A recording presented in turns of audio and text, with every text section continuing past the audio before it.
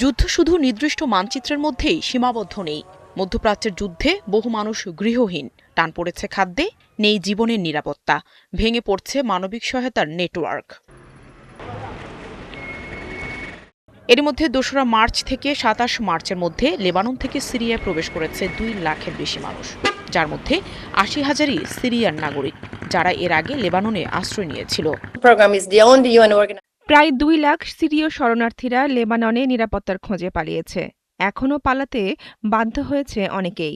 বেশিরভাগ লোকই ইসরায়েলি বোমা বর্ষণ থেকে রক্ষার জন্য আশ্রয় খুঁজে বেড়াচ্ছে। আমরা অবশ্যই উদ্বিগ্ন। আমরা আশা করি এটি ঘটবে না, কিন্তু সরকার হিসেবে আমাদের বাস্তুচ্যুতদের নিয়ে ভাবতে হয়, বিভিন্ন প্রস্তুতি নিতে হয়। তবে এটি সার্বভৌমত্বের একটি বিশাল লঙ্ঘন। এছাড়া ইসরায়েলি বোমাবর্ষণ থেকে বাঁচতে ২৮,০০০-এর বেশি লেবানিজ সিরিয়ায় আশ্রয় নিয়েছে। সীমান্তে পৌঁছানোয় এসব মানুষ প্রায় নিঃস্ব অবস্থায় রয়েছে। পরিস্থিতি আরও খারাপ হলে শরণার্থীর সংখ্যা ৩.৫ লাখে পৌঁছাতে পারে। এই অবস্থায় খাদ্য সরবরাহের ব্যবস্থা ভেঙে পড়ায় জাতিসংঘের বিশ্ব খাদ্য কর্মসূচি জানিয়েছে প্রায় ৭০,০০০ মেট্রিক টন খাদ্য পথে আটকে গেছে।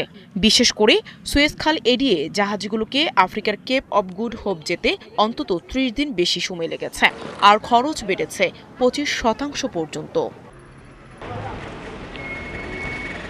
এদিকে আফগানিস্তানে খাদ্য পাঠাতে টন প্রতি ১,০০০ ইউরো খরচ বেড়েছে। এছাড়া বিশ্বের অন্যান্য সংকটপূর্ণ দেশগুলোর মধ্যে সুদান, সোমালিয়া ও দক্ষিণ সুদানেও যুদ্ধের প্রভাব পড়ছে। শুধুমাত্র সুদানে প্রায় ২ কোটি মানুষ রয়েছে তীব্র খাদ্য সংকটে। বিশ্ব খাদ্য কর্মসূচি এরই মধ্যে সতর্ক করেছে, পরিস্থিতি দ্রুত নিয়ন্ত্রণে না এলে ভয়াবহ আকার ধারণ করতে পারে দুর্ভিক্ষ। নাহিদা রিন্থি, ৭১।